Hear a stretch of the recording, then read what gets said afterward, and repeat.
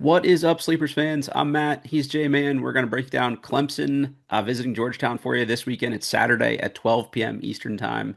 Should be a good game here. I think J-Man overall, I think these are two maybe better than advertised teams, and it should be just kind of a good early season test for where both teams are at. What's your initial thoughts on this matchup?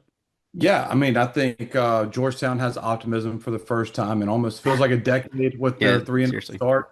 And obviously, they had the impressive win against your Maryland Terps, so I'm sorry about that. But an impressive win nonetheless for Georgetown. And KJ Lewis just been a dude for them first Yeah. three games. And then for Clemson, Clemson's just been like slow and steady in the ACC now for a few years, Mhm. where it's always Duke, and then Louisville even got some spotlight last year to where they're getting even more this year. And then here's Clemson. Dabo likes to call him little old Clemson, but Brad Burnell can be the one to call him little old Clemson because they just lie in the weeds, they win ball games, and then they sneak up on you, and they're like, "Wow, this is a solid group." And you're seeing that this year. Now they haven't played anybody like of note early, but this is their first good test. And look, they're ranked 22nd in the country defensively right now, and I think it's going to be a good matchup with them in Georgetown. It's just funny that Brad Brownell went from on the hot seat every year to now I just expect I don't care who the Clemson roster is. I know they're going to be really well coached, and it's just so polar opposite of where the narrative was at. But this is a lesser known group, I'd say. You had some familiar faces there the last couple years, and this is really probably anybody seeing Clemson for the first time for Georgetown fans. There's maybe some faces you don't know here. So a couple guys to pay attention to. You've got Ace Buckner averaging about 14 points per game. RJ Godfrey, boomerang transfer, leaves for a year, comes back. He's averaging about 12 points, about 9 rebounds. Nick Davidson comes in from Nevada, averaging 11.3 points. Kind of a stretch big, skilled, can step out a little bit. Whalen, 10 points, 3 rebounds, shooting it pretty well from the field. Carter Welling comes in from Utah Valley. They've got big, skilled guys, and I think that's going to be one of the more interesting matchups for me is who really stops that many different dudes on the Georgetown side. Caleb Williams will probably take one of the smaller forwards from Clemson, and then you just need Vince Iwuchukwu to continue to play really well. He's coming off a great game for them in their last game against Binghamton, and he's coming off the bench, but I think is their best defensive center. So if he can have a good performance, that's probably the matchup I'm most interested in is can he shut down these multiple versatile Clemson bigs? But Jay man, who are you kind of most looking to see match up here? Yeah, I mean, I like that. I mean, KJ Lewis being the guard for Georgetown, averaging 17 and 8, coming from Arizona. Like Yep. he was always kind of a bulldog at Arizona, coming off the bench for them, like a guard, a big guard that goes and crashes the boards. I didn't think he was going to be a guy that's going to lead his team in rebounding, though I know obviously 3 games in, but 8 rebounds a game is 8 rebounds a game. And Yeah. so seeing that physicality in the backcourt for them, for Georgetown, going against a very good defense from Clemson. And I know it's early, but Sure.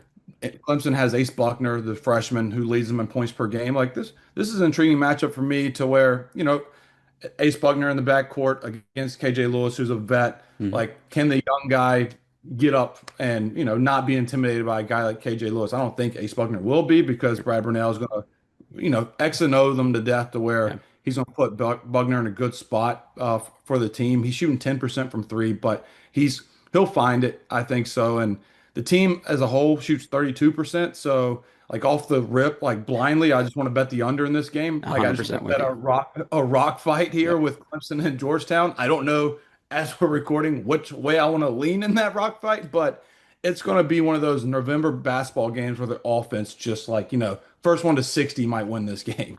It's funny looking at this too. Like Georgetown is averaging 80 points per game. Clemson is averaging 89 points per game. But they, like you said, they haven't really played anyone and definitely not to the level of defense they're both about to see in this particular game here. Georgetown shooting 20% from three so far for the season. Actually, that's before these stats are from before the Binghamton game, so maybe they're a little better. I haven't looked yet here, but they're giving up 30%. That's about what Clemson shoots, so that doesn't really change much for them.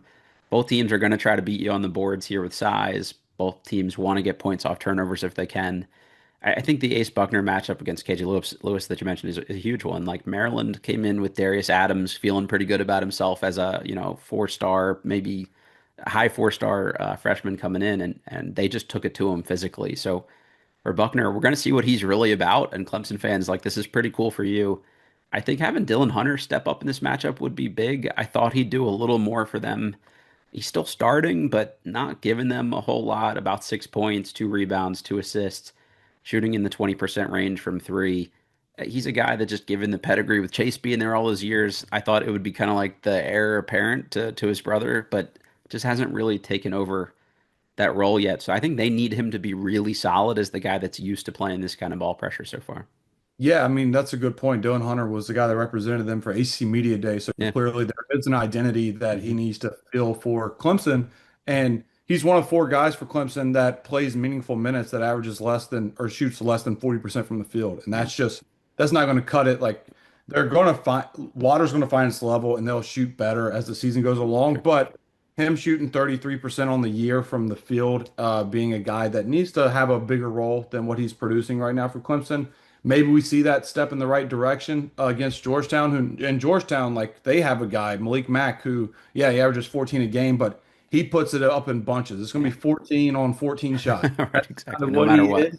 Yeah, it's what he is. Like 92% from the free throw line. So you know he has a decent looking shot. He just maybe doesn't shoot the best looks to where you see that field goal percentage drop below 40%, basically for his career, it seems like. But those are Malik Mack's a guy that can get hot, and if he does, that's an X factor for Georgetown.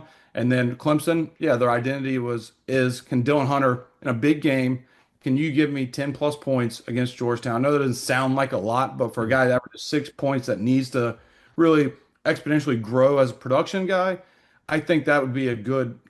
I would take that as a Clemson fan for the previews. Like Dylan Hunter, give me 10 plus points, and you're playing 22 minutes. You can give me 10. You can give me 10 points off those 22 minutes.